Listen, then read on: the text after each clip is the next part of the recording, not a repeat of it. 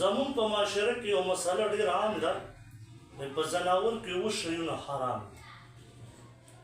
دي وایي چې اول وینه ده بیا غدود دی بیا مثانه ده بیا پته ده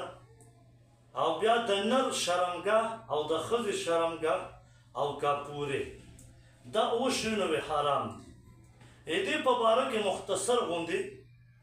حقایق بیانو په قرآن کې الله رب العزت په شپږمه سپاره کې سورة المائده کې آیات نمبر 3 کې الله فرمایي حرمت علیکم المیتة والدم دلته الله رب العزت صرف دلته چې کوم حرام کړی دی په دې اووه شیونو کې هغه وینه ده دغسې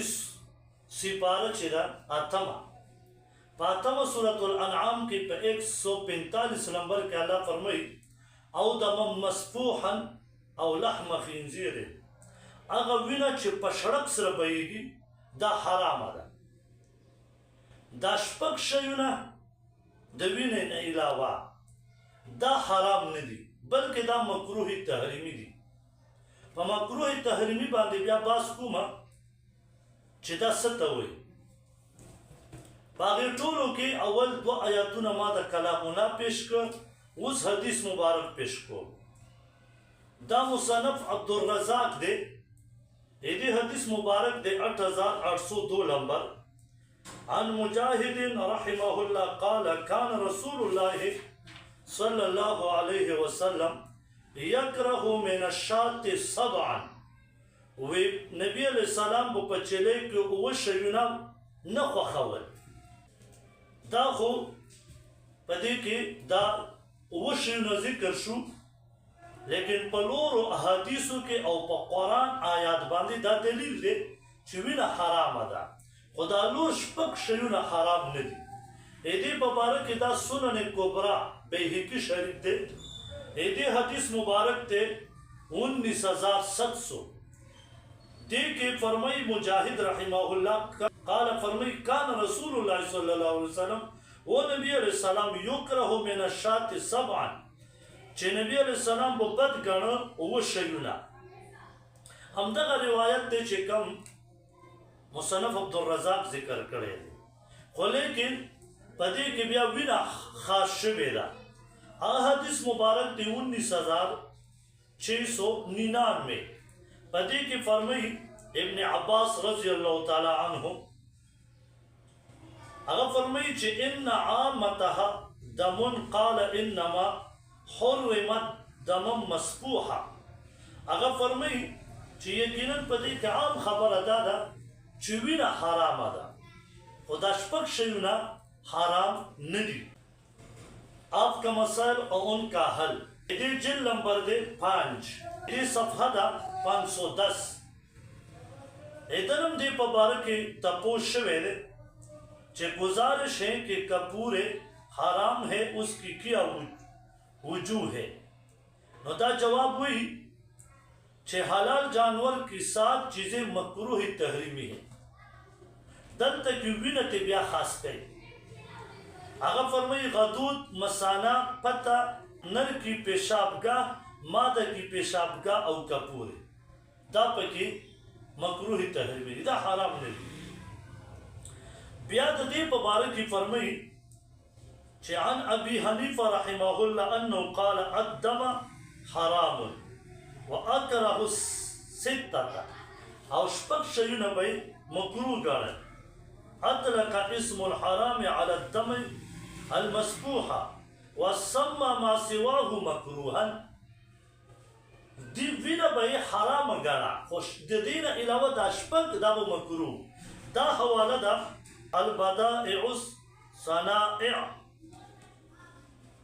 جلد 5 صفحه 611 نو دې نه پته ولګېده چې دا حرام نه دي مکروه تحریمي دي او د مکروه تحریمي په باره کې به بحث کوو انشاءالله دغسې دې په باره کې دا فتاوی محمودیه ده د دې جلد دی 26 نمبر دې په باره کې د ده نه سوال شوی دی چې په ځناور کې کم شیونه حرام دي او کم شیونه مکروه دي نو دا فرمایي چې ويكره تحریما على الاوجه من الشات 7 اشیاء معلومه ودي فدا فرمي چې دې کې و شیونه دي چې دا پکې مکروه تحریمی دي حرام نه دي وینه ته خاص تا او بیا دغه سي دې په باره کې د امام صاحب ابو حنیفه رحمه الله ام قول پیش کړي حضرت امام اعظم ابو حنیفه رحمه الله کا ارشاد رد المختار صفحہ نمبر 477 اور جلد 5 کے نقل کیا ہے کہ بکری کا بہتا ہوا خون تو حرام ہے اور چیزیں مکروہ تحریمی ہے ایدین ہم پتہ وہ لگے دا چیزا مکروہ تحریمی دی حرام و تنشوے لے کسوں کو تا حرام ہوئی دلیل بپیش کئی صحیح قطعی دلیل دغه سي ایدین پبارکی فتاوی دارالعلوم دیوبند جلد 15 صفحہ 466 پاغیب باقیم چاپ سوال کرے دے ناغوت فرمائی چے دوینی نا علاوہ لور باقی داشپک شیونا مکروح تحریمی دی خو لیکن پدی کم بے اختلاف پیش کئی چے بعض علماء تا مکروح تحریمی ہوئی او بعض و تا مکروح تنزیحی ہوئی مکروح تحریمی او مکروح تنزیحی پبارکے دا کتاب لیکل مولانا نصیب اللہ دا مختصر القدرے باندھے و شرح لیکل ہے ایدی پبارک دا فرمائی چھے مکروح تحریمی ست تعریف تے ست ہوئی فرمائی مکروح تحریمی وہ ہے جس سے شرعیت نے منع کیا ہو لیکن اس کی دلیل ظنی ہو کہ خبر واحد سے ثابت ہو یعنی دا دلیل قطعی نہیں دلیل ظنی بھی مطلب دا دے چھ حرامونا انکار کول کفر دے لیکن مکروح تحریمی نا انکار کول کفر نہ دے بل دا داوی چھ مکروح تنزیحی دارالعلوم فتاوی دیوبند لکلی دی چھ بعض علماء تا مکروح تنزیحی ہوئی مکروح تنزیحی ستا ہوئی چھ آغا کار پریک دے پائی کے ثواب شتا کرنے والا سزا کا مستحق نہیں ہوتا او کولو والا مستحق کا سزا نہیں ایدی پا بارک بیا یو بل عالم دے حضرت مولانا محمد حنیف صاحب گنگوئی فاضل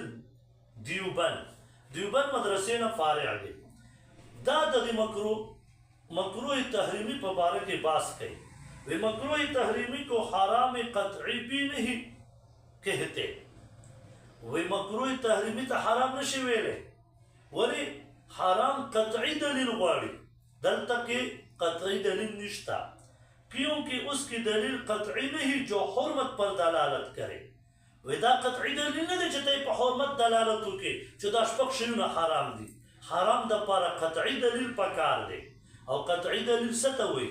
قطعی دلیل ہوئی قرآن آیات یا حدیث متواتر دابو بیا پیش کے حدیث متواتر اڑوشتا نا پدی باندے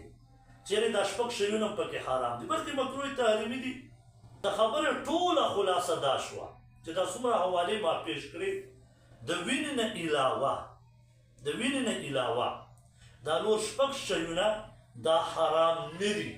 بلکہ مکروح تحریمی دی مطلب دا دے چی صغیرہ گنانا کبیرہ گناہ ندا نو دا دا دی خبر خلاصہ شوا دا قرآن او دا حدیث ندی او دا سی دلیل پیش کی چی دا شپک شیونو تا حرام ملی شوی